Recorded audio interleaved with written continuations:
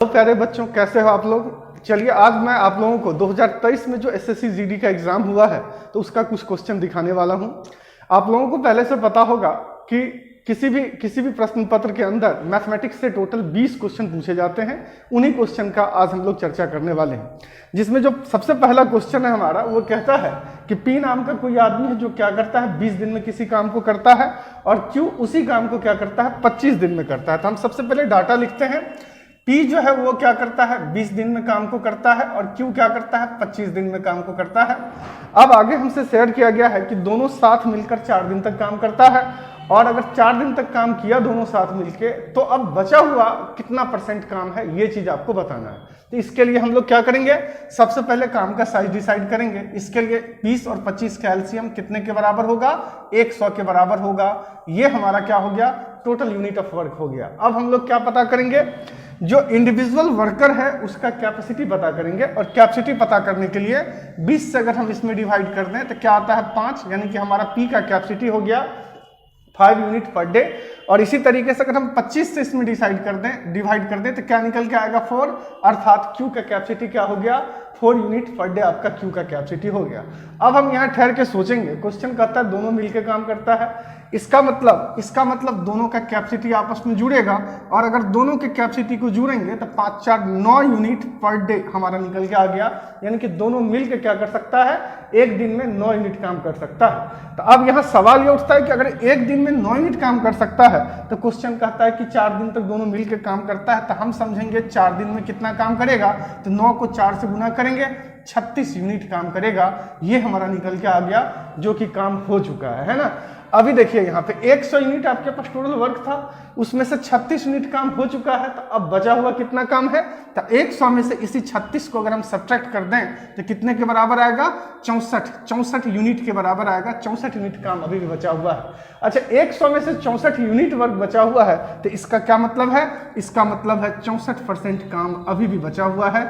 ये हमारे सवाल का आंसर निकल के आ जाता है। तो इस तरीके से इसका जवाब निकल के आ गया 64% हमारे सवाल का जवाब हो जाता है। यानी कि ऑप्शन नंबर 4 हमारा क्या हो जाता है, आंसर बनता है यहाँ पे। अब इसी तरीके से नेक्स्ट क्वेश्चन देखेंगे आप। जो अगला क्वेश्चन हमसे कहा जा रहा है, एक एक्सप्रेशन हमसे शेयर किया गया है और कहा जा रहा है कि इस एक्सप्रेशन को सॉल्व कीजिए। एक्स के लिए आपको सॉल्व करना है। जैसे देखिए क्या है, यहाँ पे 2 नंबर का क्वेश्चन हमसे क्या शेयर कर रहा है, कहता है 36 divided by 2 plus y multiplied by 3 minus 22 equal to 8. Now you have to find what is the value of x, y का वैल्यू क्या होगा, ये चीज अब आपको फाइंड आउट करना है। तो चलिए हम लोग इसको निकालते हैं। हम लोग कैसे निकाल सकते हैं, अब आप देखिए। अब ऑर्डर समझते हैं, वर्ड मास समझते हैं, उस आधार पर अगर हम देखें तो इसमें सबसे पहले प्रायोरिटी हमारा कौन सा होगा, तो डिवीजन का प्रायोरिटी होगा। अगर हम 36 में 2 से डिवाइड कर दें तो क्या निकल के आता है, हमारा 18 निकल के आता है। और ये 18 प्लस का 18 है, और यहाँ पे -22 है। प्लस 18 -22 कितने के बराबर होगा, तो -4 के बराबर होगा। और इस -4 को अगर हम राइट हैंड साइड की तरफ शिफ्ट करें तो ये 8 में ऐड हो जाएगा, अर्थात ये क्या हो जाएगा 12, और ये 12 किसके बराबर होगा, तो 12 3y के बराबर होगा। अब आप इसको कट कर दीजिए, यहाँ पे 4 आ गया, अर्थात y का वैल्यू क्या निकल के आ गया 4, हमारा y का वैल्यू निकल के आ गया। ये हमारे क्वेश्चन का जवाब हो गया। अर्थात ऑप्शन नंबर 1 हमारा करेक्ट जवाब यहाँ पे बनेगा। इसी तरीके से नेक्स्ट क्वेश्चन देखेंगे आप। 3 नंबर क्वेश्चन हमसे क्या शेयर कर रहा है, 3 नंबर क्वेश्चन कहता है कि एक ट्रेन की लंबाई 150 मीटर है। ट्रेन का लंबाई क्या है 150 मीटर। ये ट्रेन समान दिशा में 2 किलोमीटर प्रति घंटे की गति से चल रहे एक व्यक्ति को 3 सेकंड में पार कर जाता है। तो हमारे लिए मुद्दे की बात क्या है, ट्रेन की लंबाई क्या है 150 मीटर, अर्थात कंसिडरेबल डिस्टेंस क्या होगा हमारा 150 मीटर हमारा कंसिडरेबल डिस्टेंस होगा। और इस डिस्टेंस को क्रॉस करने में ट्रेन को टाइम क्या लगता है, तो अकॉर्डिंग टू क्वेश्चन 3 सेकंड का टाइम लगता है। इसका मतलब रिलेटिव स्पीड यहाँ पे क्या बनेगा 150 डिवाइडेड बाय 3, यानी कि 50 मीटर प्रति सेकंड हमारा रिलेटिव स्पीड यहाँ पे बन गया। लेकिन अगर हम इस स्पीड को किलोमीटर प्रति घंटा में कन्वर्ट करना चाहें तो इसके लिए हमको क्या करना होगा, इसी में हमको 18/5 से गुना करना पड़ेगा। अगर हम 5 से इसमें भाग देंगे तो 10 को 18 से गुना करेंगे 180 किलोमीटर प्रति घंटा ये हमारा निकल के आ गया। ये रिलेटिव स्पीड है अब यहाँ पे समझने वाली बात यह है कि ये रिलेटिव स्पीड कैसा रिलेटिव स्पीड है, तब का रिलेटिव स्पीड है जब ट्रेन का डायरेक्शन और आदमी का डायरेक्शन ऑफ मोशन क्या चीज है, दोनों का सेम है। अगर सेम डायरेक्शन ऑफ मोशन है तो इसका मतलब ट्रेन का स्पीड और आदमी के स्पीड दोनों के बीच का अंतर कितने का है, 180 मीटर का है, 180 किलोमीटर प्रति घंटे का है। यहाँ पे हमसे कहता है स्पीड ऑफ मैन क्या है, तो 2 kilometre per hour speed of man है। तो स्पष्ट है यहाँ पे स्पीड ऑफ ट्रेन किसके बराबर होगा, तो 180 किलोमीटर प्रति घंटा ज्यादा, अर्थात स्पीड ऑफ ट्रेन आपका निकल के आएगा 182 किलोमीटर प्रति घंटा हमारा स्पीड ऑफ ट्रेन निकल के आएगा। अर्थात इस क्वेश्चन का जवाब हमारा क्या बन जाएगा, 3 नंबर हमारा करेक्ट जवाब बन जाएगा। इसी तरीके से हम लोग नेक्स्ट क्वेश्चन की तरफ चलते हैं। अगला क्वेश्चन है आपका क्वेश्चन नंबर 4, कहता है कि घनाभ की भुजाएं 3:4:5 के अनुपात में है। इसका आयतन क्या है, 480 घन इकाई इसका आयतन है। सबसे बड़ी और सबसे छोटी भुजा के बीच का अंतर कितने इकाई के बराबर होगा। अब हमको इस सवाल का जवाब देना है। चलिए देखते हैं हम लोग इसके ऊपर किस तरीके से काम करेंगे। सबसे पहले इस क्वेश्चन के अंदर दिया हुआ क्या है, घनाभ की भुजा दिया हुआ है। घनाभ की भुजा क्या है, तो घनाभ की भुजा है 3:4:5। अब यहाँ पे इस पे आप फोकस कीजिए, ये घनाभ की भुजा है लेकिन ये वास्तविक भुजा नहीं है, बल्कि क्या है, भुजाओं का अनुपात है। और अगर भुजाओं का अनुपात हमारे सामने अवेलेबल करवाया गया है तो अब हमको इसी अनुपात पे कैसे काम करना होगा। हमसे क्वेश्चन कहता है कि इसका वॉल्यूम किसके बराबर है, तो इसका वॉल्यूम 480 घन इकाई के बराबर है, मतलब क्यूबिक यूनिट के बराबर है। अगर 480 क्यूबिक यूनिट के बराबर है तो ये 480 किसके बराबर होगा, इन सबको आपस में गुना करते हैं। 5 को 4 से गुना करेंगे 20 को 3 से गुना करेंगे 60, यानी कि 60 और k⁻Q के बराबर होगा। अब अगर हम इसको कट कर दें, यहाँ इसको कट कर दें तो 8 टाइम्स ये कट हो जाता है। इसका मतलब k का वैल्यू क्या है, k का वैल्यू आपका 2 निकल के आ जाता है। और यदि k का वैल्यू 2 है तो अब यहीं पे हमसे कहा गया है difference between largest and smallest side. What is the difference, now we have to decide which one side is the largest, this side is the largest and this is the smallest. What is difference, difference is ratio 2, it means we have to calculate ratio 2 और ratio 2 यहाँ पे क्या होगा, ratio 2 2k के बराबर होगा। 2 को 2 से गुना करेंगे और ये क्या निकल के आएगा 4, हमारे क्वेश्चन का आंसर निकल के आ गया। यानी कि हमारा 1 नंबर जो होगा वो क्या होगा, करेक्ट आंसर हमारा बनता है। ये हमारे सवाल का जवाब हो जाता है।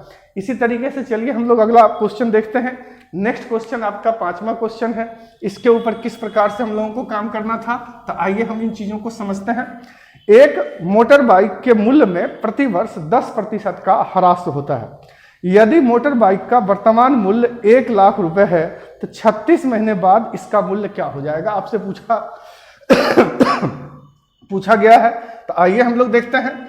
अभी यहाँ पे क्वेश्चन कहता है कि 10% के हिसाब से क्या हो रहा है, डेप्रिसिएशन हो रहा है प्राइस में, प्राइस घट रहा है। किस हिसाब से घट रहा है, 10% के हिसाब से घट रहा है। पहले हम इसी चीज को समझते हैं। 10% के हिसाब से प्राइस घटने का मतलब क्या है, मतलब है 1/10 से प्राइस घट रहा है। 1/10 से प्राइस घटने का मतलब क्या है, मतलब है अगर मूल्य 10 है तो 1 साल में क्या होता है, 1 की कमी आ जाती है, अर्थात कमी के बाद की स्थिति क्या होगा, 9/10 कमी के बाद की स्थिति होगी। ये हमारा ये परसेंटेज, ये सारा चीज हमसे शेयर करता है। ठीक है, अब हम समझेंगे कि यहाँ पे कहा गया है कि वर्तमान मूल्य यानी कि प्रेजेंट प्राइस जो है बाइक का कितने के बराबर है। तो हमसे क्वेश्चन कहता है कि 1 लाख रुपए प्रेजेंट प्राइस है बाइक का। बाइक का अगर प्रेजेंट प्राइस 1 लाख रुपए है तो 1 साल बाद इसके अंदर डिप्रिसिएशन होने के बाद क्या हो जाएगा, तो इसके लिए हमको इसी में 9/10 से गुना करना है। तो अगर हम इसको सॉल्व कर दें तो क्या पता चल जाएगा, 1 साल बाद मूल्य ह्रास के बाद बाइक का मूल्य क्या हो जाएगा। लेकिन हमसे क्वेश्चन बोला है 36 महीना बाद। 36 महीना का मतलब है 3 साल के बाद, और अगर 3 साल बाद तो इसी 9/10 को हमको कितने बार गुना करना होगा, 3 बार गुना करना होगा। अब अगर हम इसको सॉल्व कर दें तो हमको क्या पता चल जाएगा, बाइक का 3 साल बाद डेप्रिसिएटेड प्राइस पता चल जाएगा। और ये डेप्रिसिएटेड प्राइस किसके बराबर होगा, ये डेप्रिसिएटेड प्राइस होगा 9 को 9 से गुना करेंगे 81, 81 को 9 से गुना करेंगे 729, और इसी 729 पे कितना जीरो बैठेगा, 2 जीरो बैठेगा। ये हमारे क्वेश्चन का आंसर निकल के आ जाता है। अर्थात ऑप्शन के हिसाब से देखें तो हमारे सवाल का जो जवाब बनेगा वो आपका 4 नंबर हमारे सवाल का जवाब बन जाता है। इसी तरीके से चलिए हम लोग बढ़े। नेक्स्ट क्वेश्चन है 6 नंबर, कहता है कि अमीषा 2 किलोमीटर प्रति घंटे के हिसाब से की चाल से 3 किलोमीटर चलती है, 4 किलोमीटर प्रति घंटे की चाल से 7 किलोमीटर दौड़ती है और बस द्वारा 32 किलोमीटर जाती है। यदि बस की चाल 28 किलोमीटर प्रति घंटा हो तो पूरी यात्रा में अमीषा की औसत चाल ज्ञात कीजिए। आइए हम लोग देखते हैं। यहाँ पे हमसे कहा गया है, डेटा हमसे क्या शेयर किया गया है, कहता है कि 2 किलोमीटर प्रति घंटे के रफ्तार से अमीषा क्या कर रही है, कौन से डिस्टेंस को कवर कर रही है, 3 किलोमीटर के डिस्टेंस को कवर कर रही है। इसी तरीके से आगे कहा गया 4 किलोमीटर प्रति घंटे के हिसाब से अमीषा कौन से डिस्टेंस को कवर की है, तो 4 किलोमीटर प्रति घंटे के हिसाब से अमीषा 7 किलोमीटर के डिस्टेंस को कवर की है। और नेक्स्ट हमसे कहता है 28 किलोमीटर प्रति घंटे के हिसाब से अमीषा के द्वारा कौन से डिस्टेंस को कवर किया गया है, तो 32 किलोमीटर के डिस्टेंस को कवर किया गया है। अब हमको निकालना क्या है, इसमें निकालना है औसत चाल अर्थात एवरेज स्पीड। आप जानते हैं कि एवरेज स्पीड इक्वल टू होता क्या है, तो average speed equal to total distance बटा टोटल टाइम होता है। आप इस बात को समझते हैं। अगर हम डिस्टेंस को टोटल करें तो डिस्टेंस टोटल कितने के बराबर होगा, 3, 7, 10, 10, 32, 42, यानी कि हमारा डिस्टेंस टोटल क्या है, 42 किलोमीटर के बराबर हमारा डिस्टेंस है। अब हमको क्या पता करना होगा, टोटल टाइम भी हमको पता करना होगा। और हम देखेंगे कि समय यहाँ पे क्या बनता है, 3 किलोमीटर के डिस्टेंस को कवर किया जा रहा है 2 किलोमीटर प्रति घंटे के हिसाब से, तो समय क्या हो जाएगा, 3/2 घंटा हो जाएगा। इसी तरीके से 7 किलोमीटर के डिस्टेंस को कवर किया जा रहा है किस आधार पे, 4 किलोमीटर प्रति घंटे के हिसाब से, अर्थात समय क्या हो जाएगा आपका 7/4 घंटा आपका समय हो जाएगा। और यहाँ पे क्वेश्चन कहता है 28 किलोमीटर प्रति घंटे के आधार पे 32 किलोमीटर की दूरी को कवर किया जा रहा है, इसका मतलब समय क्या हो जाएगा, 32/28 हो जाएगा। और अगर हम इसको कट कर दें तो क्या निकल के आता है, 4 से कट कर दीजिए 8, 4 से कट कर दीजिए 7, इसका मतलब 8/7 घंटा हमारा निकल के आ गया। अगर हम टोटल टाइम निकालना चाहें तो टोटल टाइम निकालने के लिए हमको क्या करना पड़ेगा, इन सबको आपस में ऐड करना पड़ेगा। और अगर हम इन सबको ऐड करेंगे तो 2, 4 दोनों कैल्शियम क्या आएगा आपका 4 आएगा, 4 और 7 कैल्शियम 28 आएगा। ऊपर क्या स्थिति होगा, 28 में 2 से भाग देंगे 14, 14 को 3 से गुना करेंगे 42 आएगा। उसके बाद 4 से इसमें भाग देंगे 7, 7 को 7 से गुना करेंगे क्या आएगा आपका 49 आएगा। और इसी प्रकार से प्लस 7 से इसमें भाग देंगे 4, 4 को 8 से गुना करेंगे 8 चौका 32 आएगा। और इन सब को जोड़ने के बाद ये सब के सब कितने के बराबर हो जाता है, तो 40, 40, 80, 80, 30, 80, 30, 110। 110 में हमको क्या जोड़ना पड़ेगा, 9, 2, 11, 11, 2, 13, 110 में 13 जोड़ेंगे 123/28 घंटा, ये हमारा निकल के आता है। ये क्या है, तो ये टोटल टाइम टेकन है। अब हमारा एवरेज स्पीड हमारा क्या बनेगा, तो टोटल डिस्टेंस बटा टोटल टाइम। यहाँ पे टोटल डिस्टेंस क्या है 42 किलोमीटर और टोटल टाइम क्या है 123 डिवाइडेड बाय 28। अब हम इसी को काट दें तो हमारा क्या निकल के आ जाएगा, एवरेज स्पीड निकल के आ जाएगा किलोमीटर प्रति घंटे में। आइए बढ़ते हैं, 42, 28 ऊपर चला जाएगा और 123 ये हमारा किलोमीटर प्रति घंटा आ जाएगा। और अगर हम इसको कट करते हैं तो 3 से आप इसको कट कर दीजिए, 3 से कट करेंगे तो ये आएगा 4, 1, 3 से कट करेंगे इसको 14, 3, 42 और भी कट होने वाला है ये। अब आपका किससे कट हो जाता है ये, अभी हम लोग इसको 2 से अगर हम कट करते हैं 14, 3, 42, अब ये लगता है कि कट नहीं होगा, तो इसका मतलब है कि हमको हमारा जो आंसर होगा वो क्या होगा, नीचे हमारा 41 होगा और ऊपर 14, 8, 112, 2 हाथ में बच गया 11, 14, 28, 28 में 11 जोड़ेंगे तो 28 में 11 जोड़ेंगे तो क्या आ जाएगा 39 आ जाएगा। यानी कि इतना किलोमीटर प्रति घंटा हमारे सवाल का जवाब आ जाता है। इसका मतलब 392/41 किलोमीटर प्रति घंटा, और ये 392/41 किलोमीटर प्रति घंटा हमारा ऑप्शन नंबर 1 हमारा ये करेक्ट जवाब हो जाता है। तो ये हमारे क्वेश्चन के आंसर है। तो कुछ इस तरीके से आपको यहाँ पे काम करना था और इस तरीके से काम करके क्वेश्चन के आंसर तक पहुँच सकते थे।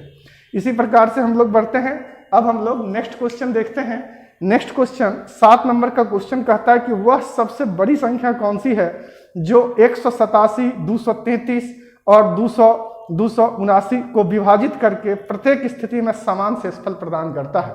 अब ये बड़ा इंटरेस्टिंग क्वेश्चन है। आइए हम लोग देखते हैं इस क्वेश्चन पे हम लोग किस आधार पर रिएक्ट करेंगे, कैसे हम सवाल के जवाब तक पहुंच सकते हैं। अब देखिए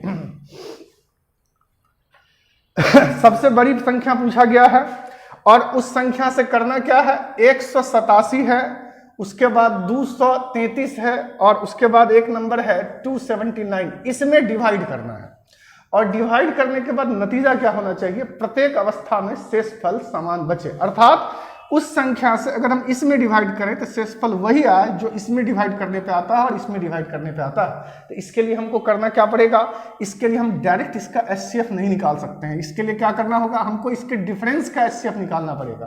तो इन दोनों के बीच का डिफरेंस कितने का क्रिएट हो रहा है, तो ये 87 में 13 जोड़ेंगे 200, इधर हो गया 13, और 13 इधर जोड़ देंगे तो क्या आ जाएगा आपका 46 आ जाएगा। अब हमको इन दोनों के बीच का भी डिफरेंस देखना है। 233 और 279 दोनों के बीच का डिफरेंस कितने के बराबर आता है, यहाँ पे भी 46 का अंतर आ जाता है। अब इसी के साथ इन दोनों के बीच का भी अंतर हमको देखना होगा, और इन दोनों के बीच का अंतर कितने के बराबर आएगा, 187 279 दोनों के बीच का अंतर आपका 92 के बराबर आता है। इसका मतलब हमको करना क्या होगा, एचसीएफ निकालना होगा। किसका, 46 और 92 का एचसीएफ निकालना होगा, और ये एचसीएफ आएगा क्या, तो आपका 46 एचसीएफ आता है।